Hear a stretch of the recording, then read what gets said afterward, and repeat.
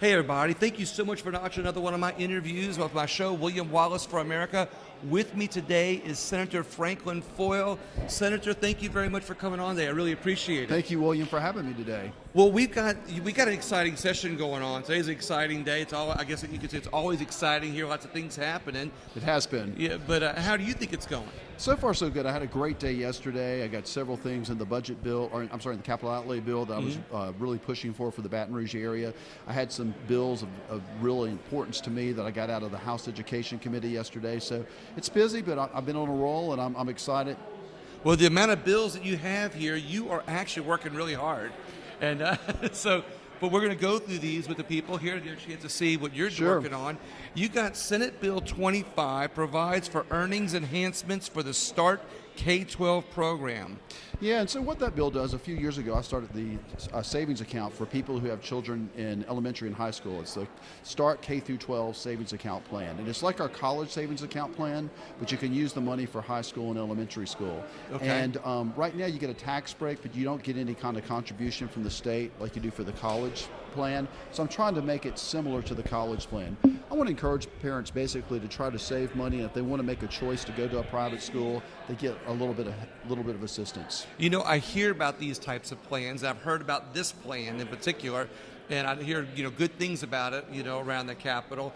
But I think anything that not only helps our education process and actually redirects the money a little bit, if that's the right way to say it, in a positive way for students at a later time, I think only helps our education system here. It does. It encourages parents to save, and if they don't use the money for K through 12, you can roll it into the college savings account plan when your child goes to college. You can. So there's a little amendment for that, or a little process or tool for that, if you will? The tool is already there in place, and so that's the hope, is that parents will be able to use this for educational needs. And once again, when your child is born, you don't know where the child will be educated. Right. So you want to get parents to start saving right away, and they'll have that flexibility. We need to promote this program more so more parents know about it. Absolutely. Thank you. Senate Bill 45 requires all public school governing authorities to adopt certain policies relative to cameras in certain classrooms by December. Yeah, and that's one of my top priorities for this session, and I got that out of the House Education Committee yesterday. What this bill does, if a parent has a child in a self-contained special needs classroom, they can request a camera for the classroom. And in these self-contained classrooms, these are children that for the most part cannot communicate. They're your most severely disabled. And so parents would like to have this in place in case something happens to the child. And it might not be the teacher, it could be another children, but it's good for the teacher, right. It's good for the students. Especially if a parent needs to have more confidence that their child is with special needs is being not only taken care of but educated, or maybe they have concerns. This gives everybody more confidence. It does. These are our most vulnerable kids. They're the most seriously disabled, and they cannot advocate for themselves. I love this, looking out for not only children but looking out for disabled. I appreciate that. Absolutely. Senate Bill 53 provides certain exceptions to the crime of illegal carrying of weapons. Yeah, that was actually a bill. It was a constituent of mine. He's an assistant U.S. attorney. And in law, a federal judge and a federal U.S. attorney can carry a weapon without a permit. They still have to do annual training. Just simply extends that for them once they retire.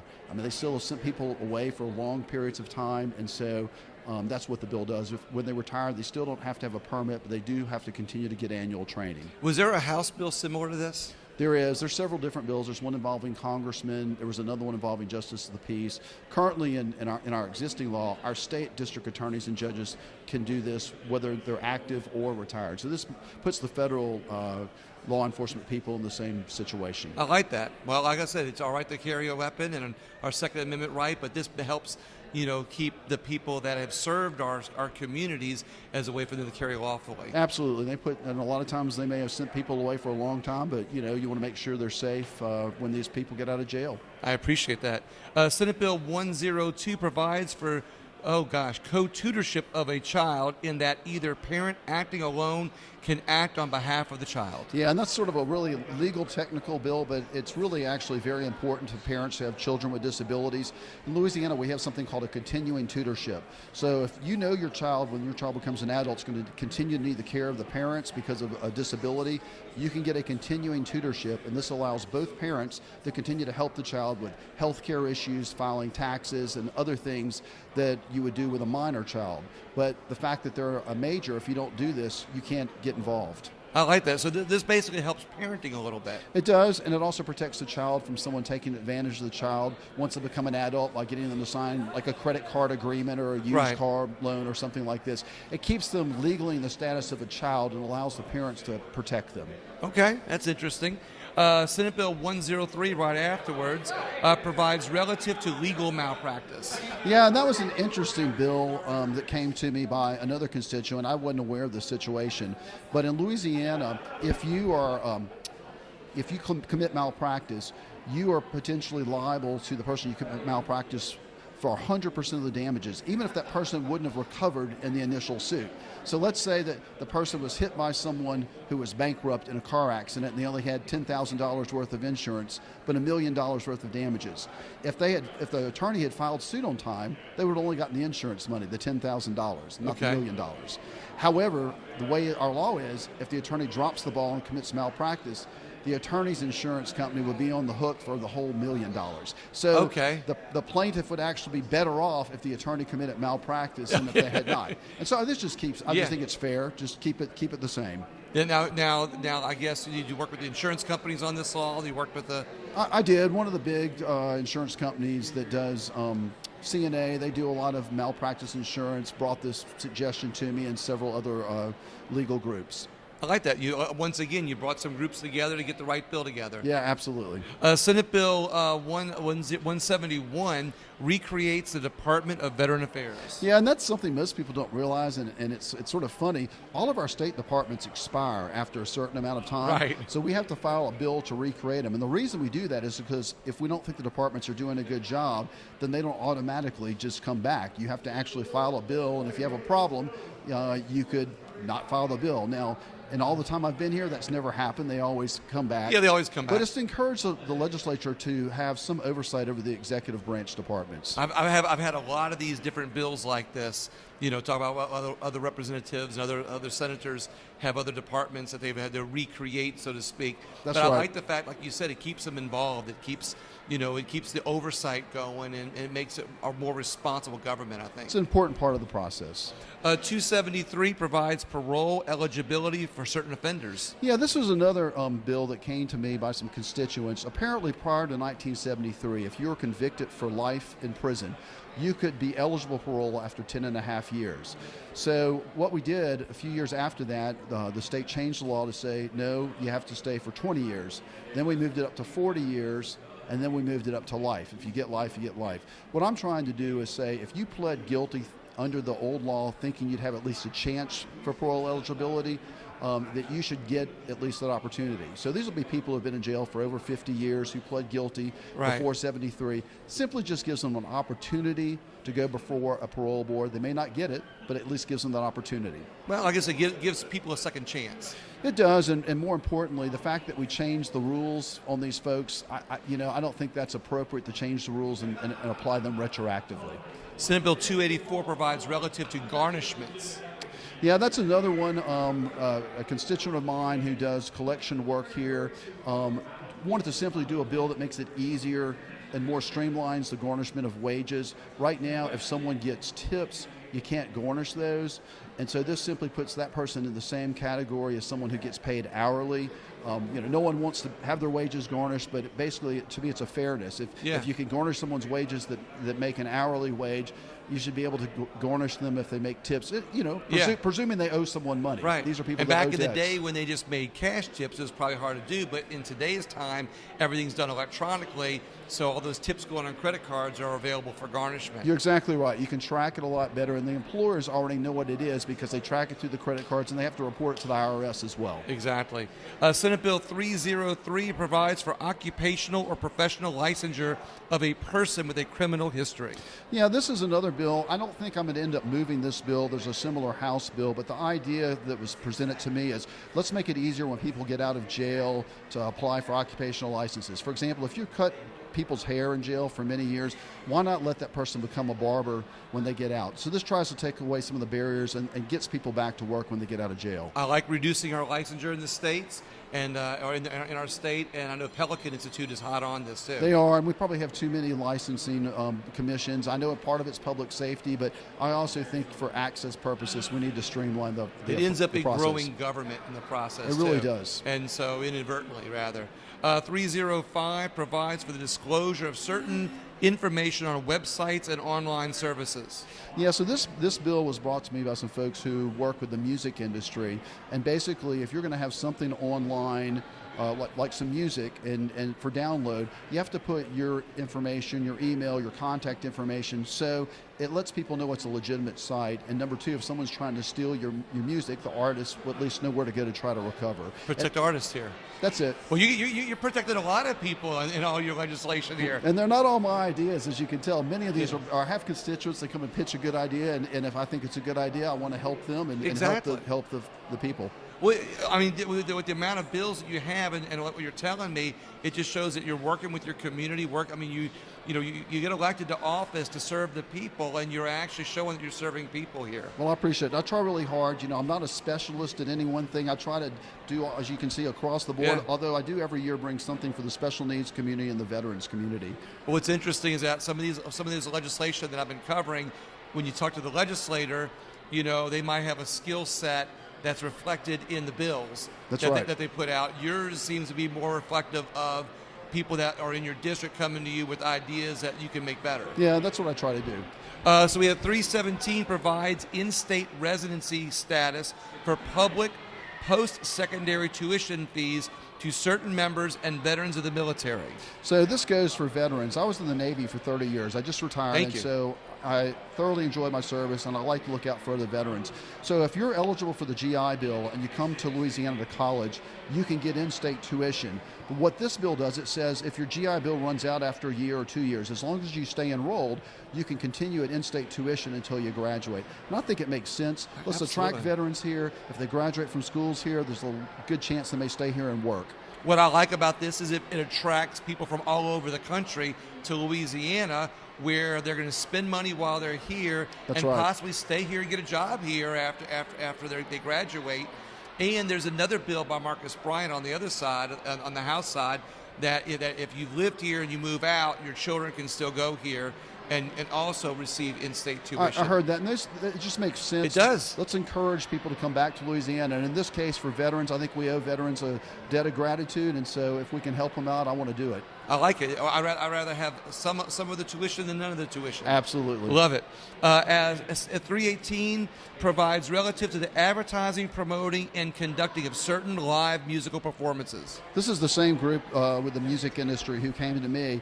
Once again, it's a consumer protection bill. For example, if someone wants to advertise that they're the Rolling Stones or even the Rolling Stoners, but they're obviously not the Rolling Stones, right, then they can be stopped with an injunction from moving forward. Now, if they're a promotional band and they say that in their title, that's fine. But this is simply protecting the public from buying tickets to a cover band that's not the real what they think they're buying the ticket for. Once again, now you're protecting trademarks or trademarked items. 319 provides for certain punitive articles in the Louisiana Code of Military Justice. Yeah, that's another one that was brought to me because I spent all my time in the Navy. I was a JAG officer and actually a military judge at the end of my career. And so every year Congress makes changes to the Uniform Code of Military Justice. And so we're trying to put the state criminal code for the National Guard, make it consistent with the federal UCMJ, and that's all this bill does. Yeah, just syncing it up. 360 provides relative to bond forfeiture. Yeah, that's another one that, once again, it was a constituent who came to me, and I didn't realize this, but bond companies, when they post a bond, when they provide a bond for someone, if the person doesn't show back up to court, then the bond company has to pay the bond over to the court. what I didn't realize is a lot of these bond companies will actually send out chasers to try to find the defendants so they don't have to pay the bond. So this, because of COVID, we stopped having court hearings, and so the bond companies had lost track of a lot of these defendants. So this just sort of eases the time period for them to find the defendants before they have to pay the bond. Helps add a grace period, if you will. It does. It Love does. it. 360 provides, we did 360 as bond forfeiture, right? We got 363 provides for release of superior mortgage payoff amount for sheriff sales. Now, this is a bill that the Bankers Association approached me about working with. Right now, if you want to take property to sheriff sale and you have a primary mortgage up first, they don't have to tell the secondary person what the payoff is. And so if you want to go to a sheriff sale, you have to know how much the payoff is so you know how much to set the bid for. This simply makes it clear in law, and a lot of times these primary mortgages are sold out to out-of-state companies. It makes it clear in law that you can get that information, and it's okay to release that information. Another good one. 363 provides for release of superior mortgage payoff amount. Well, we did that one. My iPad keeps scrolling back up. Oh, no worries. What's that? 408 requires the Office of Risk Management to provide for determination of insurance coverage upon request in claims against the state. Now that one we're not going to move forward on. We a constituent had called and asked me about that, and we started the dialogue. We need to do more work. It's simply if someone brings a claim against the state, some claims are covered by the self-insured fund and some are not. If they're not, then you have to get an appropriations bill. So it was to try to help streamline the process, but I still have more work to do on that bill. Streamlining is a good thing. I love hearing all this. When you talk about efficiency, I'm sorry, it lights me up. Yeah, absolutely. You know, because oftentimes we don't think of government as streamlining, but when you hear about legislation where the intent is to streamline it, you know, it only can make things better for us. And that's what I try to do. A lot of my bills won't necessarily make headlines, but I'm trying to make the quality of life better for folks. I'm glad you're looking out for that. 423 provides relative to public contracts, works, and improvements. Yeah, that's another one that came to me by a constituent who's in the construction business. Actually puts in artificial turfs at different high schools, and it just simply makes some tweaks to the public bid process, and that's what it does. 427 prohibits certain post-employment restraints on the practice of medicine on physicians employed by the state. Yeah, and that's another bill that I really think is important, but we're not going to end up moving it this year. Basically, these hospitals are requiring doctors to sign non-compete agreements where they can't go work somewhere else for 2 years in the area. And I felt like if it's a public hospital, for example, LSU Shreveport, they actually require the doctors to do that. I don't think the state government should be in the business of requiring doctors to sign non-competes. Plus, we need as much access to doctors. I agree with you. Not that, but you know, in those 2 years, that doctor might move out of state, so we lose that physician. You do. You know, when we lose good access to good health care. Especially if they're like a specialist, there are not a whole lot of them. So I just felt that it's really important. But nevertheless, there's, obviously tension between the hospitals and the medical groups, and so I'm still working on that. 494 is another one, provides for a relative to seizure of property. Yeah, 494 is, gosh. You had another one. You had another one earlier about seizure of property. Yeah, 494. Oh, I'm sorry. Yeah, 494. That deals with. To be honest with you, I don't remember off the top of my head. No, that's okay. I'd have to look at it more. It says seizures, sales, provides relative to seizure of property, pending Senate Judiciary Committee. We go back to that one. We got So it's Senate Jude? Yeah, Jude. Okay, I do remember that one. Sorry about that. That's one that we're not going to run this year. We started the process, but it needs more work. Basically, this is really cool. There's a company that came to some clients of mine, or not some clients, some constituents of mine, and they do online sheriff sales. Right now in Louisiana, you have to go to the courthouse physically to bid on property at a sheriff sale. This simply allows those sales to be done online. There you go. Apparently you can get more money, they say, because more people can participate in the bid process. So it makes sense. The bankers and the sheriffs were a little concerned that we're going too quick, so I agreed to work on them, but they like the concept. And it also save the government a little bit of money. It does, absolutely. SCR 9 designates May 21st through May 27th as Safe Boating Week in Louisiana. Yeah, you're going to see really with almost all of Bunch of resolutions here. all of my resolutions, they're either going to be of two types. They're going to be because a group's coming to the Capitol and they ask me to recognize them or their work, or in some cases where I've had constituents who've either died or had a significant birthday, I'll do a resolution to honor them. And what I like about that shows, once again, your involvement in the community. You know, it's like I always compliment our legislators on these things, and sometimes it's seen as patting people on the back, but I think that's important to point out because it's not me patting you on the back, it's me pointing out that you've patted your constituents on the back and you've done a lot of good things to work with them, you know, in the communities, and I think that's a win-win for everybody. It means a lot to the families, and I tell people I'll write a personal letter, especially if it's a condolence because of a death, and I'll say your loved one will be in the journals of the Senate now forever. Yeah. Well, let's see if some of them need to be pointed out again. 14 is establishes cybersecurity retribution task force. Yeah, and then that one's a little bit more meaty than the recognizing groups and memorials. That's actually to put a task force together to look at some cybersecurity issues. We have a cybersecurity center in North Louisiana now, and Louisiana Tech and Grambling have a program. So this is to work with those universities to put a task force together. Love that. 15 comments. Visit Baton Rouge on its 50th anniversary. Just what it says. Just what it says. 22 commends the recognition of Women's Hospital as one of the world's best hospitals for gynecology and maternity care. Just what it says. They're in my district. Awesome. We've got 25 commends Lydia Smith Grant on the occasion of her 95th birthday. There's an interesting story with her that I'll tell you real quick. Yeah. Not only was it her 95th birthday, but she was in Pearl Harbor with her dad and mom on D-Day in 1941. Wow. Her dad was in the Navy, and her dad was friends with the captain of the USS Arizona, and they were supposed to have dinner on the USS Arizona the night of the bombing. Unbelievable. And so she did not obviously make the dinner, but she was on the base when it got bombed and went through that. And what a story. She's still alive today. She's still alive today. I want to interview her. Oh, she's fantastic. Yeah. I can make that happen for you. Appreciate it. Her daughter works for the Department of Veterans Affairs. She's a friend of mine, so I'll try to help. I'd appreciate that. That'd be great. That'd be a good interview. Yeah. 26 is commends Louisiana court-appointed special advocate CASA programs and volunteers for their work and designates April 12th as CASA Day at the State Capitol. It's just what it is. Just what it is. It's a good group that helps children who are in court situations. And 28, I'm going to go through them only because you have some good things to say. We just have a couple left. 28 requests the Louisiana Department of Health and Louisiana commercial health insurance payers to increase the reimbursement rates for autism therapy services. Yeah, and that's important because my first year when I was in the House in 2008, I passed a bill to require insurers to provide treatment, to cover treatment for kids with autism. And ABA therapy is a great treatment when you get it to the children at a young age. But the problem is Medicaid's not paying enough to get people to come in and do it. Right. So they're like, hey, we're going to pay, we're going to cover it, but if you don't offer enough money, then you're not going to be able to get the providers. So this simply says we need to raise the rates to the providers so we can get the kids the services.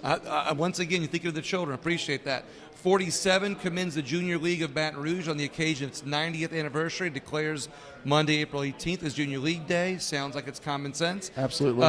52 commends Centurion Julia Hurricane Hawkins for athletic accomplishments. She's interesting. She ran in the Senior Olympics, and I think she was 105. She's either 105 or 106, and she recently ran in the Senior Olympics. Is Bill Wheaton your district? He is not. Okay, because he has a similar one to another person that ran, like that. So. Yeah, he's from Ponchatoula, and this lady lives in my district here in Baton Rouge. Okay.